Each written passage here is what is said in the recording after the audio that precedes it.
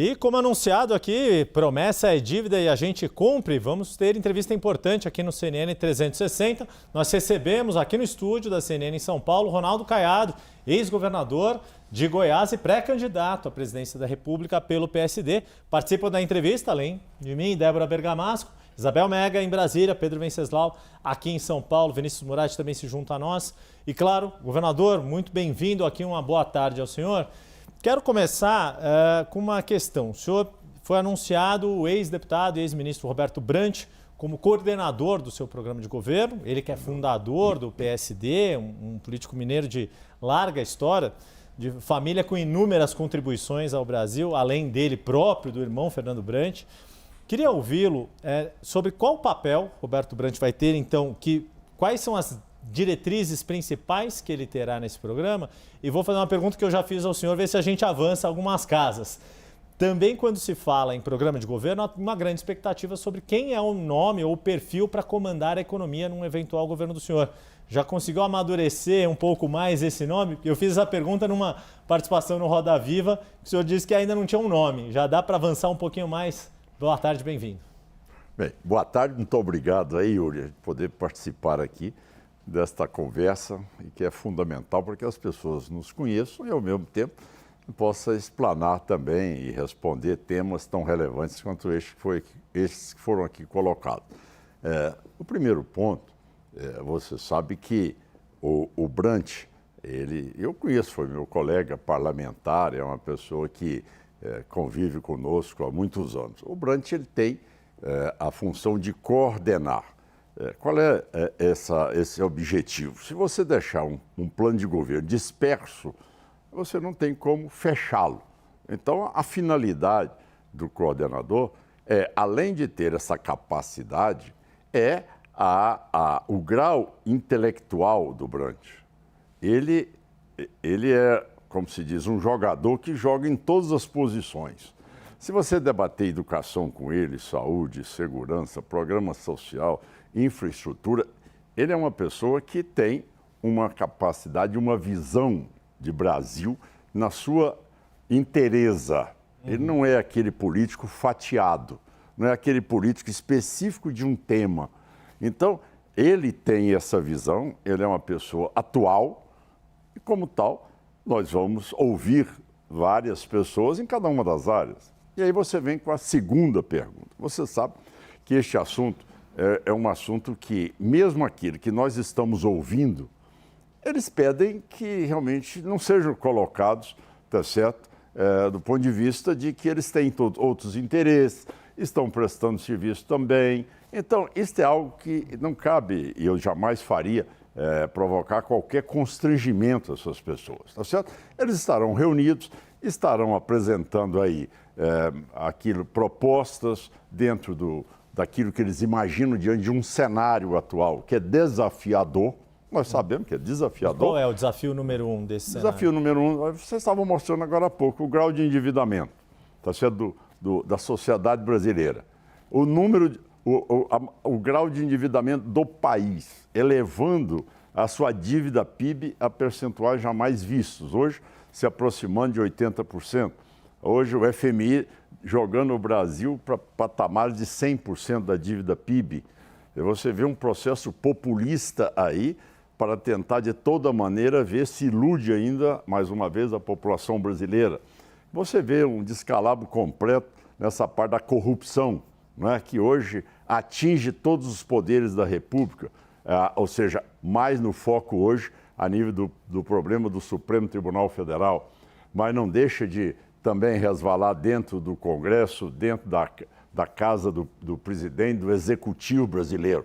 Então você vê uma desordem institucional muito grande e uma falta de comando e de rumo para o país. Então acho que esse é o grande desafio, governar o país diante de uma crise que nós sabemos que teremos aí vários pontos. E como médico e cirurgião que sou, Yuri, eu saberei exatamente como fiz em Goiás, fazer o diagnóstico e atacar cada um na sua devida proporção e relevância e buscar aquilo que nós conseguimos.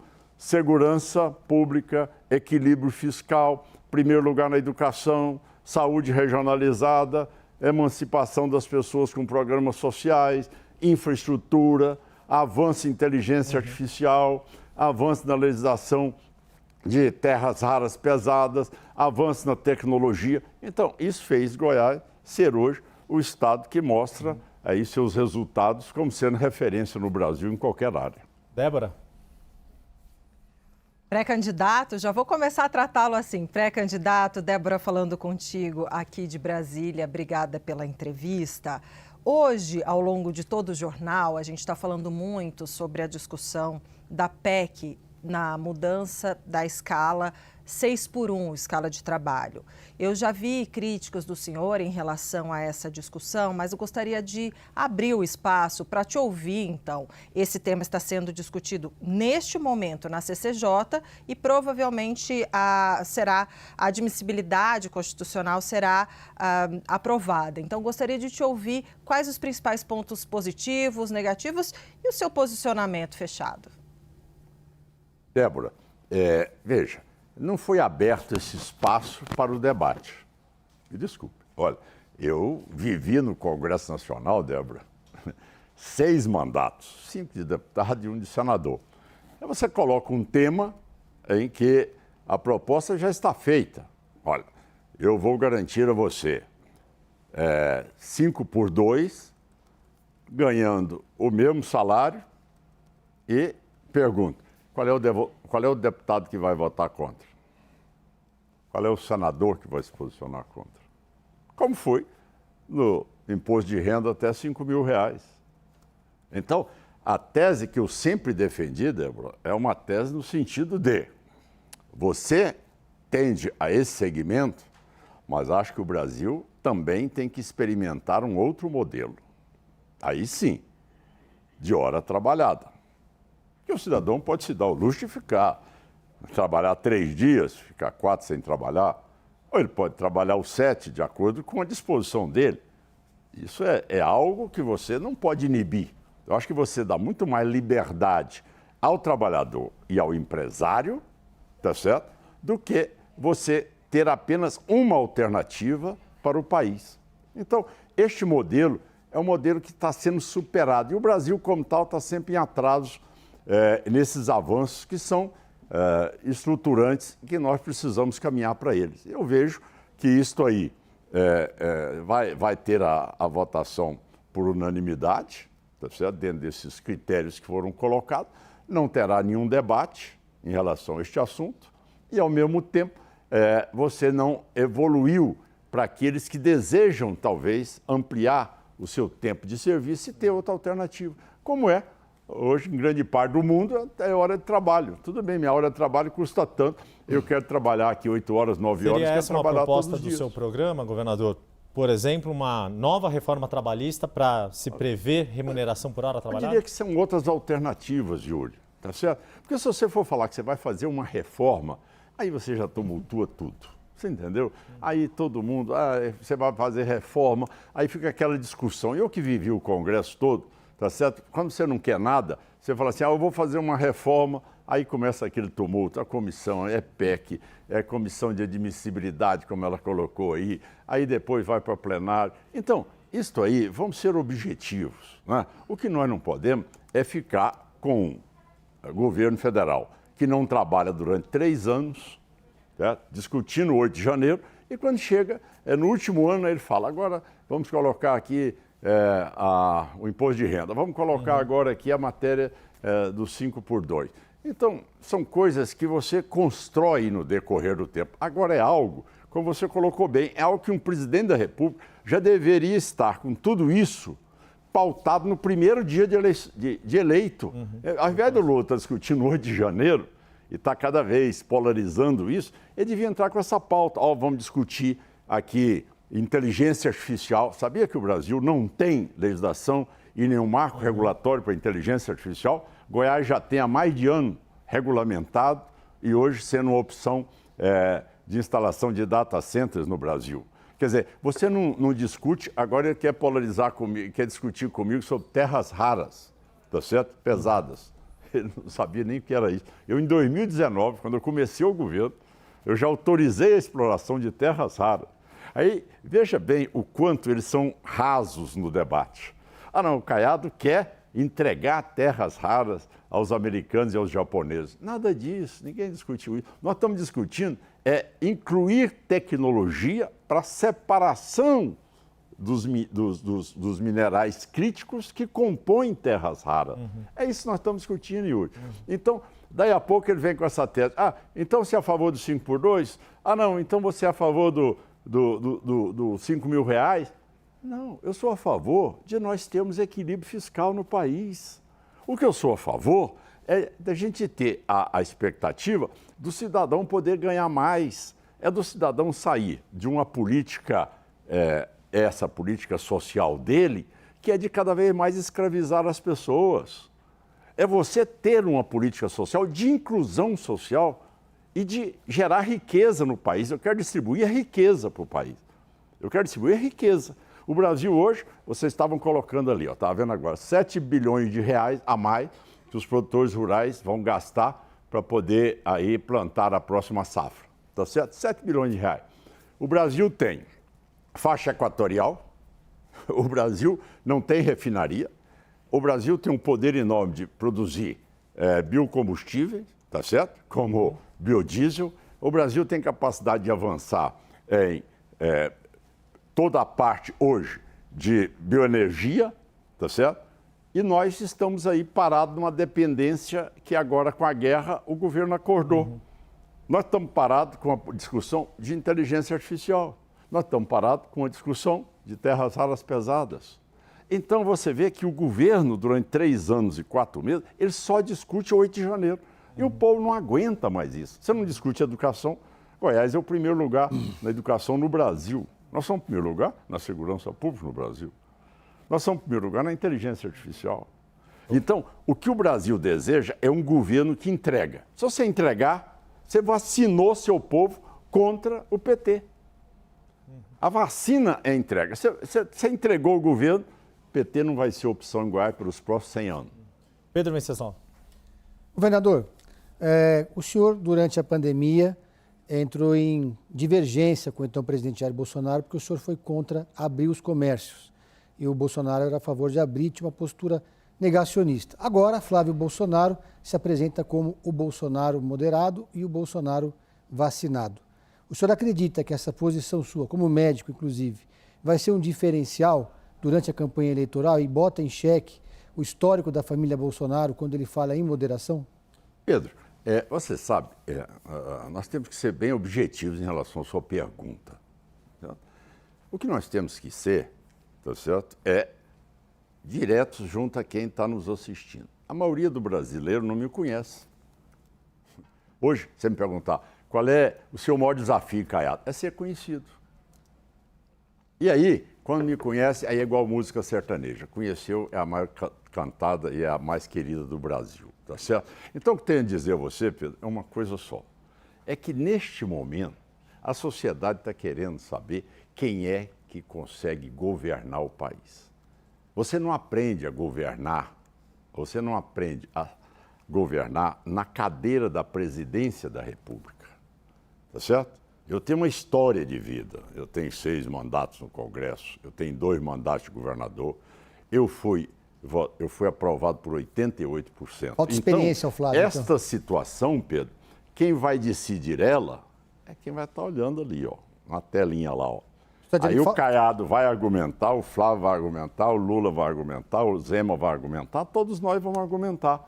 E aí o cidadão vai dizer, rapaz, eu levaria meu filho para ser tratado pelo Caiado, que ele é um bom médico, ele sabe consertar as coisas. Então, essa é uma opção que você vai ter argumentos. Não é essa história, você é contra A, contra B, contra C. A eleição de 2026, ela não é eleição de revanche. Não é revanche. É isso aí que nós temos que quebrar no Brasil, Pedro. O que não pode, o que eles tentaram, o Lula e o PL tentaram fazer só os 2 candidatos, para manter as 2 bolhas preservadas. O PSD abriu esse espaço e botou um candidato, o que eles assustaram. Porque não era, isso aí não está fora do script. Era para ter o segundo turno no primeiro turno. manter as duas bolhas, tá certo? Mas aí, de repente, o PSD, Kassab, teve coragem de falar, não, eu vou abrir espaço para uma candidatura nacional. Agora, é o debate. É o debate. O debate, quem vai escolher é o eleitor. Os meus argumentos, se vão bater com aquilo que ele espera de um presidente da República e tudo. Por quê? Se você quiser votar no PT, você já conhece ele há 5 mandatos. Se você quiser votar no PL, você já conhece o PL com mandato. Por que é que o PT voltou? Hã? Porque realmente o PL não atendeu aquilo que ele se propôs na campanha. Então, o PT, ele só voltou porque o governo não foi competente de fazer as entregas à população. Tá certo? Passar para Isabel Mega, lá de Brasília, governador. Oi, não, Isabel. Oi, governador. Boa tarde. Bem-vindo mais uma vez aqui à CNN Brasil. Governador, o senhor estava falando da questão das terras raras e esse me parece um dos grandes temas deste ano de 2026. A gente tem propostas no Congresso Nacional que tratam, por exemplo, da criação de uma estatal. Essa é uma proposta que nasce do Partido dos Trabalhadores. Tem a proposta do Arnaldo Jardim, que chegou a ser colocada na pauta, foi retirada, vai ter mais debate sobre esse assunto. Tem uma visão mais voltada ao mercado. O que o senhor defende sobre isso? O senhor seria favorável à criação de uma estatal para lidar com esse assunto? Tratar do assunto de? Terras raras. Veja, tudo no governo do Lula tem que criar uma estatal. A primeira coisa que eu vou fazer no governo vai ser exatamente fazer esse corte no gasto público. Isso é um absurdo. Quer dizer, veja bem, o Lula sabe de terras raras igual eu sei de submarino. Ele não tem noção, ele não sabe do mapeamento, tá certo? Mineral do país.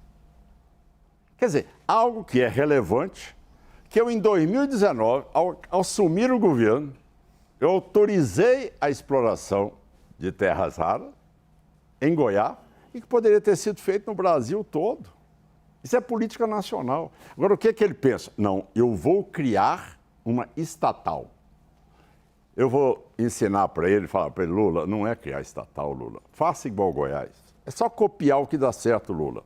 Lá em Goiás nós temos a lei de autoridade estadual de minerais críticos.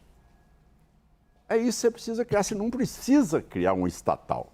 Uma lei dizendo o seguinte, olha, você vai fazer fomento naquela área, você vai fazer ali uma radiografia do seu subsolo, saber quais outros minerais críticos você tem. Agora, presta atenção. Porque aí o Caiado, ao fazer um memorando de entendimento, ele estaria entregando para os americanos e os japoneses. Não, eu não estou entregando. Eu estou simplesmente criando tecnologia para separar. Agora, presta atenção. O nióbio, no meu estado de Goiás, é 100% da China. Minério de ferro, que sai de Carajás, é 100% chinês. As terras raras que saem de Goiás hoje, elas vão bruta para a China. O acordo que o presidente fez, porque ele não lê, de memorando nessa área mineral, foi com a Rússia e com a Arábia Saudita. Ele não tem ressalva nenhuma. Ele entrega isso para os dois, um comunista e o outro, uma nação que você sabe, governada ali por um grupo teocrático. Então, você nota que o governo ele não se preocupou em debater energia, em debater combustível, em debater fonte renovável, inteligência artificial, em debater como as pessoas não seriam endividadas com 15%, na hora que você vai renegociar sua dívida é 24%, se tiver no cartão é 400% ao ano. Então, aquilo que vocês mostraram aqui são fatos concretos. A vida como ela estava ali, ó. O setor rural, 7 bilhões a mais só com óleo diesel. Mas por que isso? Se eu tenho toda a matéria-prima, se eu tenho o pré-sal, se eu tenho a margem equatorial, se eu tenho a capacidade de ampliar a refinaria no Brasil, por que nada disso é feito? Por que não se autoriza mais o biodiesel, tá certo? Você poder acrescer o percentual de 15% para 20%? Por que você não autoriza mais o etanol na gasolina?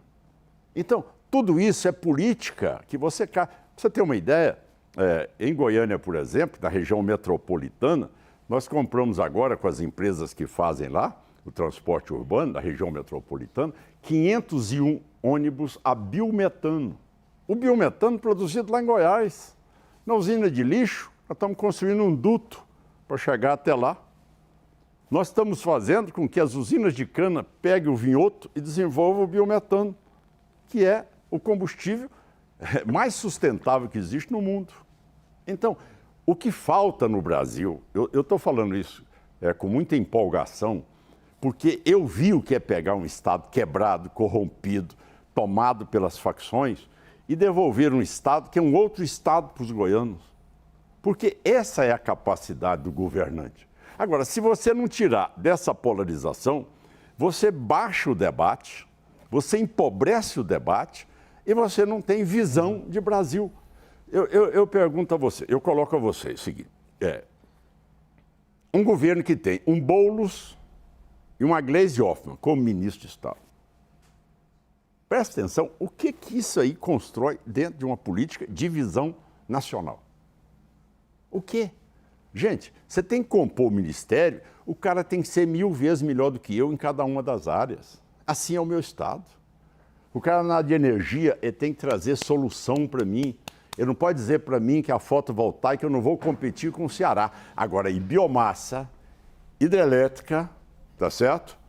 Aí eu vou competir com qualquer lugar do Brasil. Então, cada região do Brasil, você tem as suas características. Então, quando você tem um assunto no Brasil que precisa ser trabalhado, eu vou criar uma estatal. Aí ele quer criar uma estatal de inteligência artificial, uma estatal de minérios críticos, aí ele vai querer criar uma estatal de combustíveis. Aí, sabe como é que é? Ele só pensa nisso, ele só quer o governo cada vez maior e o cidadão não aguenta 32,4% que você paga hoje de imposto. Governador, essa é a carga tributária. Deixa eu agradecer a Isabel Mega, que vai dar licença aqui para o Vinícius Murad se juntar a nós na conversa e também fazer uma pergunta. Bem-vindo, Murad. Obrigado, Yuri. Boa tarde a todos, governador. A minha pergunta é sobre segurança pública. O senhor foi ao Rio de Janeiro depois da operação para dar apoio a Cláudio Castro, depois dessa ação policial que deixou 121 mortos no combate ao Comando Vermelho. O senhor também tem dito bastante que sobre a segurança pública no estado que o senhor governava, que por lá ou o bandido se muda ou muda de profissão. A minha pergunta é a seguinte: o que é de fato factível ser feito, eventualmente, da cadeira da presidência da República no combate à criminalidade? Com que tipo de ação o senhor concorda e pretende apresentar como proposta? Primeiro, eu vou governar com os governadores. Presta atenção, vou governar com os governadores. Segundo, eu vou ampliar direitos e prerrogativas aos estados. Eu sofri muito com isso. A concentração de poder em Brasília está destruindo os entes federados. Terceiro ponto, vou buscar parceria com todos os países limítrofes com o Brasil. Vou buscar parceria também na informação de dados. Vou buscar cada vez mais tecnologia, a mais sofisticada, a mais moderna, tá certo? Para poder ter dados nas minhas fronteiras secas e também no litoral. Isso com satélites que possam me dar ali uma vigilância de 24 horas. Vou declarar as facções como terroristas. Como tal, vou poder colocar o Exército, a Marinha e a Aeronáutica no combate àqueles que já se apoderaram, não só do Rio de Janeiro e tantas cidades do Brasil, mas já se apoderaram da Amazônia na totalidade. A Amazônia, pelos rios, é o Comando Vermelho, pelo ar, é o PCC. Então, isso já está decidido naquela região lá, quem comanda são eles. Como também em Salvador, como também no Ceará, como também no Rio Grande do Norte, em tantos estados da federação. Então, isso aí eu comandarei com a função de presidente da República, mas dando todo o aparato para que eu possa conter as fronteiras, mas todo o apoio aos governadores e governadoras que desejarem ali fazer o combate a esses faccionados. Fazer com que a verba do repasse ali para as penitenciárias, chamado fundo penitenciário, tá certo? Ele não seja utilizado politicamente, então que ele seja repassado e faça como Goiás, onde todas as penitenciárias têm scanner na entrada, ali onde estão os faccionados. Não tem visita íntima, não tem ali audiência com advogado sigilosa, eu tenho ali uma capacidade de poder vistoriar toda a área da penitenciária e, ao mesmo tempo, promove com que você tenha um isolamento completo desses faccionados que não mandam mensagem para fora para mandar. Tudo isso eu poderia ofertar aos governadores com a experiência que eu acumulei. Ao você conter as penitenciárias, você quebra a perna daqueles que realmente mantêm as penitenciárias como nós temos hoje verdadeiros escritórios do crime. Então, esse é um trabalho que você sabe que farei em parceria com os governadores, porque eu tenho um respeito enorme pela Polícia Penal, pela Polícia Civil, pela Polícia Técnico-Científica e pela Polícia Militar de todos os estados. E eles sabem exatamente como combater o crime. Basta ter também condições e amparo do governo federal. Governador, dá para a gente incluir agora, obrigado Vinícius Murad, a Larissa Rodrigues, lá em Brasília, também se junta a nós nessa entrevista. Bem-vinda, Lari. Tudo bem, governador? Boa tarde para o senhor, boa tarde para todo mundo que acompanha a gente. Governador, a gente se encontrou naquela entrevista ali no Encontro dos Muladeiros, na Pecuária de Goiânia, então o senhor vai se lembrar que eu sou goiana, então acompanho muito de perto todo o desenvolvimento do seu governo, agora do Daniel Vilela, lá no estado de Goiás. Ainda sobre a questão da segurança, o senhor destacava alguns detalhes, mas há ali em Goiás uma espécie de reconhecimento, e eu vou abrir aspas nesse reconhecimento, de uma polícia, em especial a Polícia Militar e a Rotam, de um uso de violência acima da média do restante do país. A primeira pergunta que eu gostaria de fazer para o senhor, diante disso, como garantir, então, no seu plano de governo, caso o senhor seja eleito, que a segurança pública seja um assunto que avance nesse governo, se vier a acontecer, mas que seja respeitados várias legislações muito importantes, relacionadas inclusive aos direitos humanos, e eu me recordo de frases do senhor criticando a questão dos direitos humanos também. E outro detalhe, agora o senhor falou que iria declarar as facções como organizações criminosas, mas a gente lembra que isso também passa, obviamente, pela caneta do Congresso Nacional. Sim, sem dúvida, eu sei que passa pelo Congresso Nacional. E essa matéria colocada, ela será imediatamente aprovada, porque a partir daí nós vamos poder usar as Forças Armadas para poder entrar, sim, na recuperação dos territórios, tá certo? Aonde ali o narcotráfico está controlando a economia e escravizando as pessoas. Você viu aí a pesquisa da Universidade de Cambridge, que mostrou que 60 milhões de brasileiros estão escravizados pelas facções criminosas. Então, o que é o direito humano? O direito humano, eu vou lhe dizer exatamente o que é. É você ter aquilo que eu prego para a minha polícia. Quer dizer, eu era governador, né? Ou seja, você vai entrar para proteger a população. E aí o Caiado teve 88% de aprovação. 88% de aprovação. Aí é defender a população. E a população hoje anda com o telefone celular. Você vai lá em Goiás, pode pegar esse notebook seu, andar na rua, carro seu, você pode andar sem ser carro blindado. As blindadoras quebraram em Goiás, vieram para cá. Então, quer dizer, você tem um ambiente, você faz uma MotoGP, 150 mil pessoas em Goiás, todo mundo tranquilo, todo mundo desce da moto, bota o capacete em cima, vai lá, almoça, janta, volta, está lá a moto dele. Então, ele vive, ele tem dignidade para viver. Então, essa história que tentam dizer, olha, porque foi violento. Mas como? Se não existe isso, onde é que está esse dado? Esse dado é de um povo alegre, satisfeito, vivendo bem. A pessoa mais humilde que tem que pegar ônibus não é assaltada, não é roubada, não é incomodada dentro do ônibus. Porque se ele se achar de arvorar e de fazer gracinha para a mulher, tem também uma câmera lá dentro do ônibus. A hora que descer, o meu policial já vai meter algema nele. Tá certo? É assim que se trata. Ou seja, você dá dignidade para a mulher, você dá dignidade para as pessoas pobres irem para o ponto de ônibus, você dá dignidade para o feirante fazer a 4 horas da manhã, para a panificadora abrir às 3 da madrugada, do cidadão não ter que pagar pedágio de quem que tem que comprar ali o pão ou tem que comprar o botijão de gás. Então essa história é história que realmente eu quebrei essa máxima, mostrando que com segurança pública, todas as outras áreas do Estado, elas tornam-se cada vez mais imbatíveis em relação ao crescimento que elas têm. E vou lhe passar mais um dado, que eu queria terminar, Yuri, só se você me desse essa oportunidade. Quando eu assumi o governo, Goiás tinha 1.073 jovens condenados no socioeducativo. 1.073. Entreguei para o Daniel Vilela agora, sabe quantos? 168. 168. Você já prestou atenção o quanto esta falsa segurança pública no Brasil está deteriorando os jovens no país?